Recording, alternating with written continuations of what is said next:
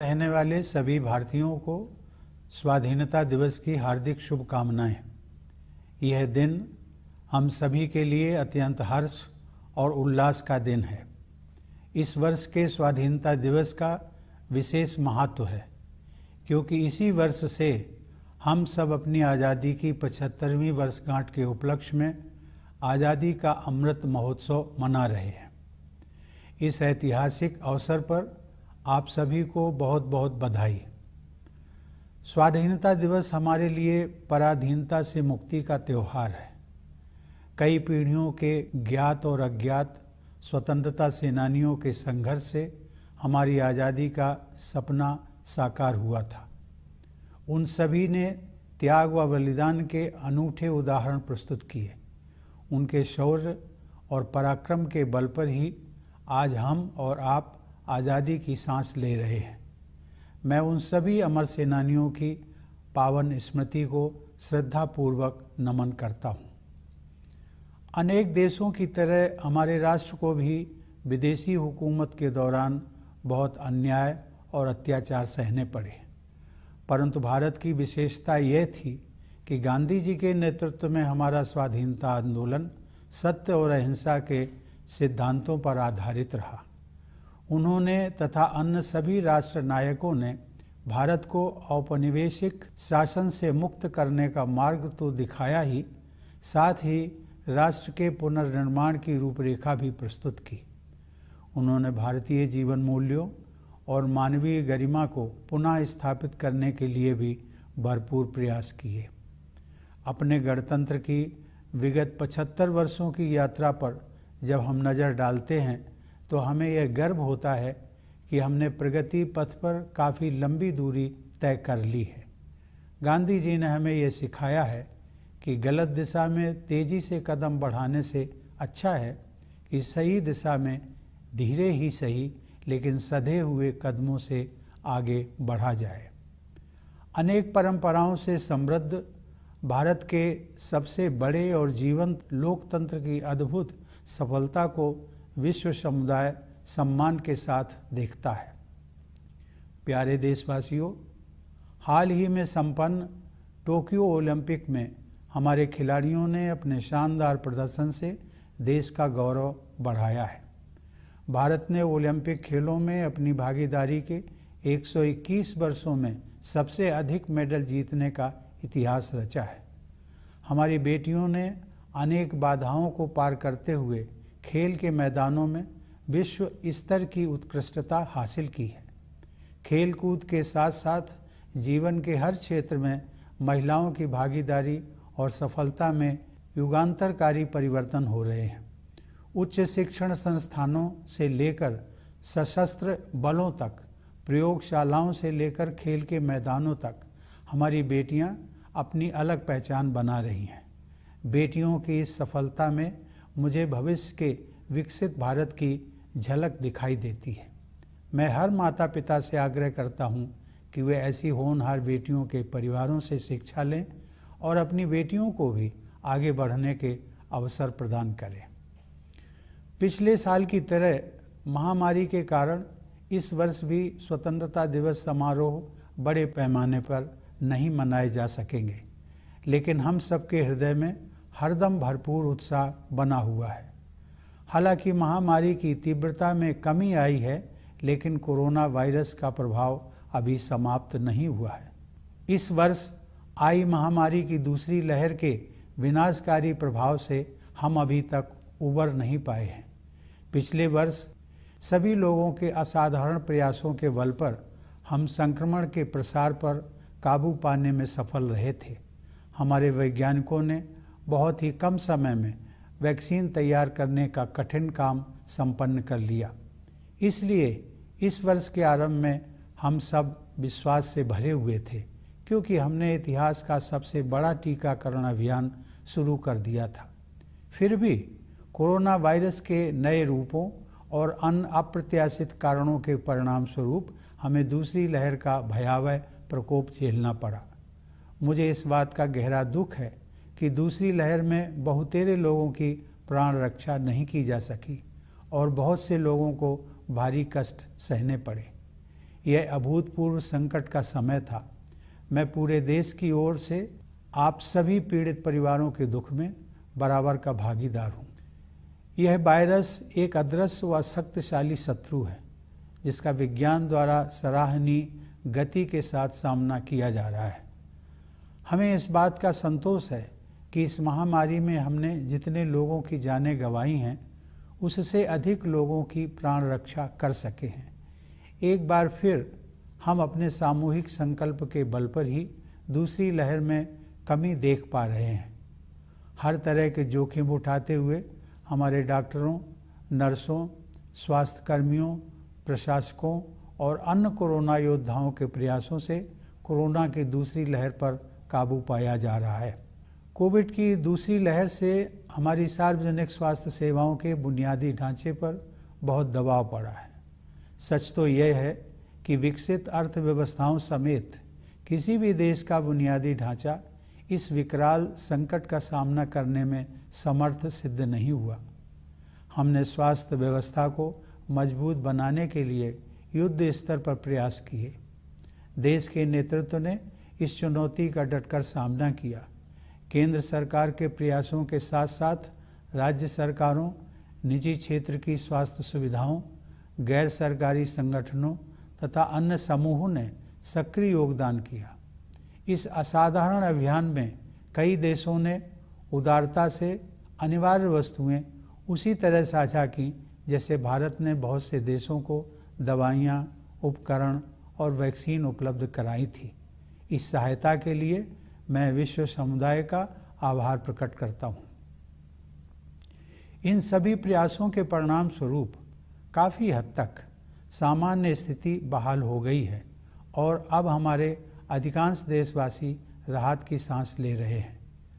अब तक के अनुभव से यही सीख मिली है कि अभी हम सबको लगातार सावधानी बरतने की ज़रूरत है। इस समय वैक्सीन हम सबके लिए विज्ञान द्वारा सुलभ कराया गया सर्वोत्तम सुरक्षा कवच है। हमारे देश में चल रहे विश्व के सबसे बड़े टीकाकरण अभियान के तहत अब तक 50 करोड़ से अधिक देशवासियों को वैक्सीन लग चुकी है। मैं सभी देशवासियों से आग्रह करता हूं कि वे प्रोटोकॉल के अनुरूप जल्दी से जल्दी वैक्सीन लगवा लें और दूसरों को भी प्रेरित करें। मेरे प्यारे देशवासियों, इस महामारी का प्रभाव अर्थव्यवस्था के लिए उतना ही विनाशकारी है जितना लोगों के स्वास्थ्य के लिए। सरकार गरीब और निम्न मध्यम वर्ग के लोगों के साथ साथ छोटे और मध्यम उद्योगों की समस्याओं के विषय में भी चिंतित रही है। सरकार उन मजदूरों और उद्यमियों की ज़रूरतों के प्रति भी संवेदनशील रही है जिन्हें लॉकडाउन और आवागमन पर प्रतिबंधों के कारण कठिनाइयों का सामना करना पड़ा है। उनकी ज़रूरतों को समझते हुए सरकार ने पिछले वर्ष उन्हें राहत प्रदान करने के लिए बहुत से कदम उठाए थे। इस वर्ष भी सरकार ने मई और जून में करीब 80 करोड़ लोगों को अनाज उपलब्ध कराया। अब यह सहायता दीपावली तक के लिए बढ़ा दी गई है। इसके अलावा कोविड से प्रभावित कुछ उद्यमों को प्रोत्साहन देने के लिए सरकार ने हाल ही में 6,28,000 करोड़ रुपए के प्रोत्साहन पैकेज की घोषणा की है। यह तथ्य विशेष रूप से संतोषजनक है कि चिकित्सा सुविधाओं के विस्तार के लिए एक वर्ष की अवधि में ही 23,220 करोड़ रुपए खर्च किए जा रहे हैं। मुझे इस बात की खुशी है कि सभी बाधाओं के बावजूद ग्रामीण क्षेत्रों में विशेष रूप से कृषि के क्षेत्र में बढ़ोतरी जारी रही है। हाल ही में कानपुर देहात जिले में स्थित अपने पैतृक गांव परौख की यात्रा के दौरान मुझे यह देखकर बहुत खुशी हुई कि ग्रामीण क्षेत्रों में लोगों के जीवन को सुगम बनाने के लिए बेहतर इंफ्रास्ट्रक्चर विकसित किया जा रहा है।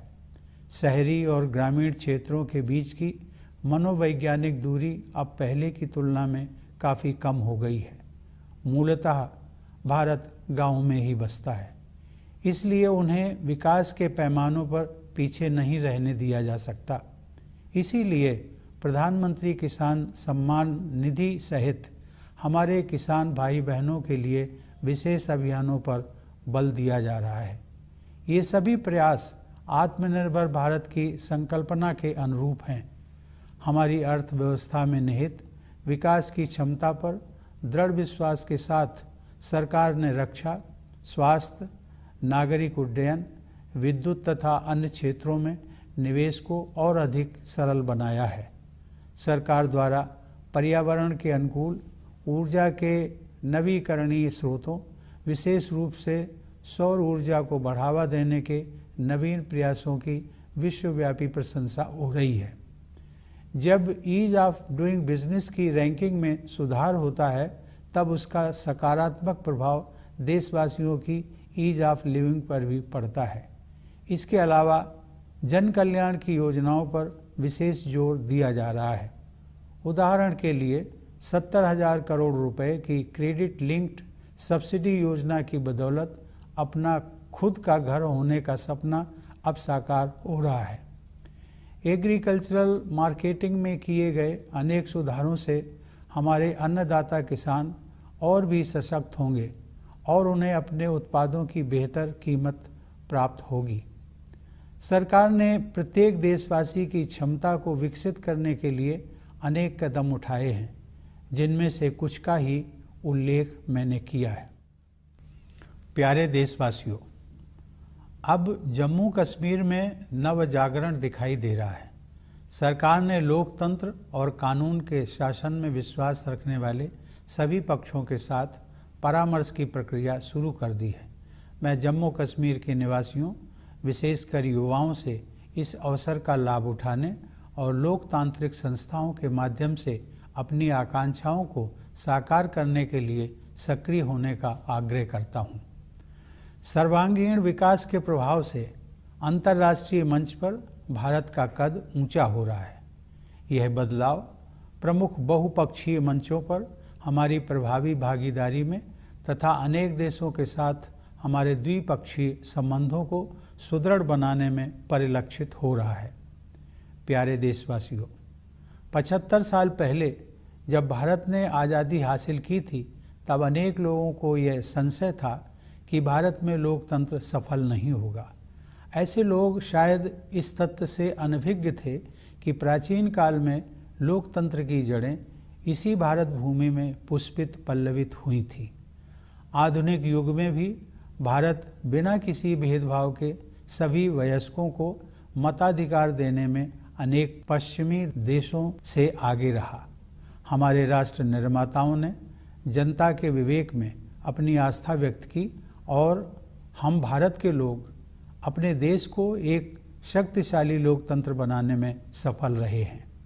हमारा लोकतंत्र संसदीय प्रणाली पर आधारित है, अतः संसद हमारे लोकतंत्र का मंदिर है, जहां जनता की सेवा के लिए महत्वपूर्ण मुद्दों पर वाद विवाद, संवाद और निर्णय करने का सर्वोच्च मंच हमें उपलब्ध है। यह सभी देशवासियों के लिए बहुत गर्व की बात है कि हमारे लोकतंत्र का यह मंदिर निकट भविष्य में ही एक नए भवन में स्थापित होने जा रहा है। यह भवन हमारी रीति और नीति को अभिव्यक्त करेगा। इसमें हमारी विरासत के प्रति सम्मान का भाव होगा और साथ ही समकालीन विश्व के साथ कदम मिलाकर चलने की कुशलता का प्रदर्शन भी होगा। स्वतंत्रता की 75वीं वर्षगांठ के अवसर पर इस नए भवन के उद्घाटन को विश्व के सबसे बड़े लोकतंत्र की विकास यात्रा में एक ऐतिहासिक प्रस्थान बिंदु माना जाएगा। सरकार ने इस विशेष वर्ष को स्मरणीय बनाने के लिए कई योजनाओं का शुभारंभ किया है। गगनयान मिशन उन अभियानों में विशेष महत्व रखता है। इस मिशन के तहत भारतीय वायुसेना के कुछ पायलट विदेश में प्रशिक्षण प्राप्त कर रहे हैं। जब वे अंतरिक्ष में उड़ान भरेंगे तो भारत मानव युक्त अंतरिक्ष मिशन को अंजाम देने वाला दुनिया का चौथा देश बन जाएगा। इस प्रकार हमारी आकांक्षाओं की उड़ान किसी प्रकार की सीमा में बंधने वाली नहीं है। फिर भी हमारे पैर यथार्थ की ठोस जमीन पर टिके हुए हैं। हमें यह एहसास है कि आज़ादी के लिए मर मिटने वाले स्वाधीनता सेनानियों के सपनों को साकार करने की दिशा में हमें अभी काफ़ी आगे जाना है। वे सपने हमारे संविधान में न्याय, स्वतंत्रता, समता और बंधुता इन 4 सार गर्भित शब्दों द्वारा स्पष्ट रूप से समाहित किए गए हैं। असमानता से भरी विश्व व्यवस्था में और अधिक समानता के लिए तथा अन्यायपूर्ण परिस्थितियों में और अधिक न्याय के लिए दृढ़तापूर्वक प्रयास करने की आवश्यकता है। न्याय की अवधारणा बहुत व्यापक हो गई है, जिसमें आर्थिक और पर्यावरण से जुड़ा न्याय भी शामिल है। आगे की राह बहुत आसान नहीं है, हमें कई जटिल और कठिन पड़ाव पार करने होंगे, लेकिन हम सबको असाधारण मार्गदर्शन उपलब्ध है। यह मार्गदर्शन विभिन्न स्रोतों से हमें मिलता है।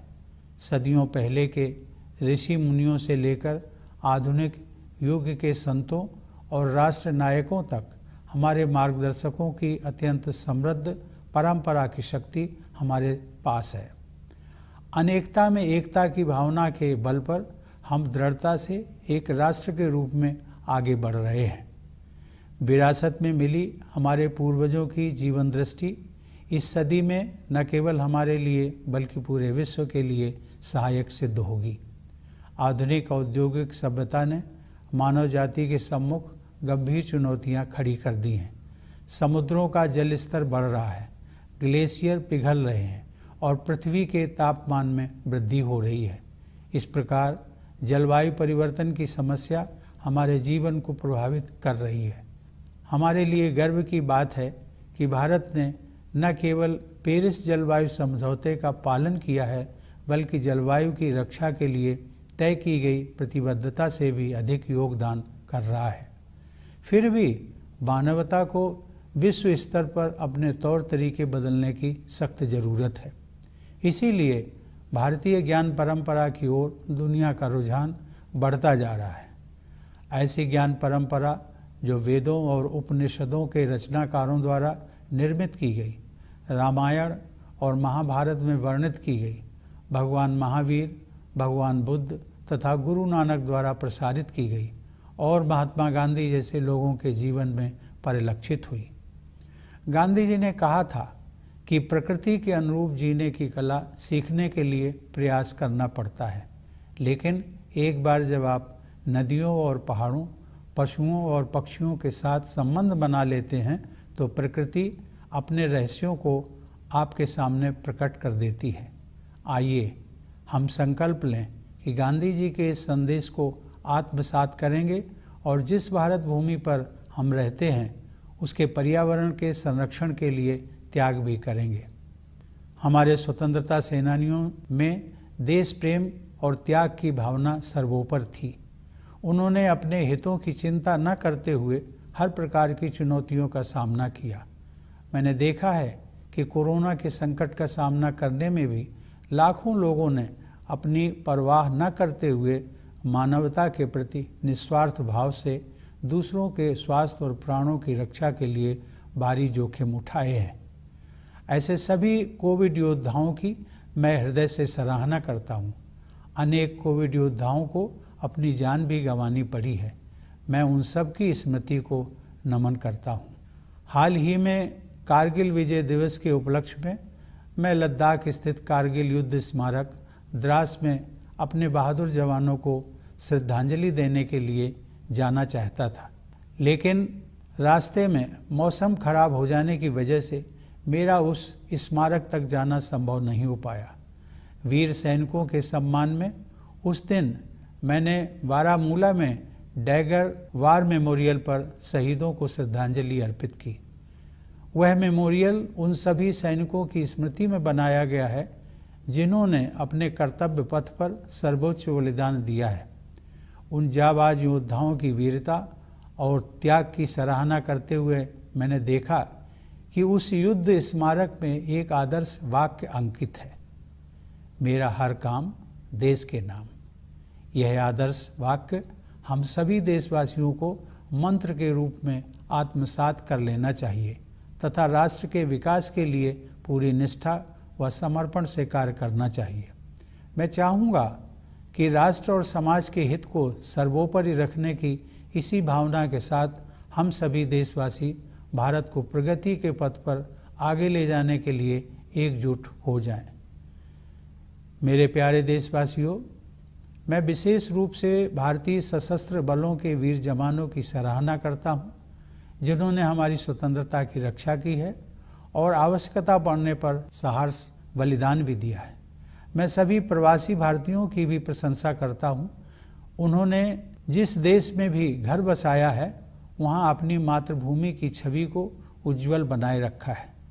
मैं एक बार फिर आप सभी को भारत के 75वें स्वतंत्रता दिवस की पूर्व संध्या पर बधाई देता हूं। यह वर्षगांठ मनाते हुए मेरा हृदय सहज ही आज़ादी के शताब्दी वर्ष 2047 के सशक्त, समृद्ध और शांतिपूर्ण भारत की परिकल्पना से भरा हुआ है। मैं यह मंगल कामना करता हूं कि हमारे सभी देशवासी कोविड महामारी के प्रकोप से मुक्त हों तथा सुख और समृद्धि के मार्ग पर आगे बढ़ें। एक बार पुनः आप सभी को मेरी शुभकामनाएं। धन्यवाद। जय हिंद।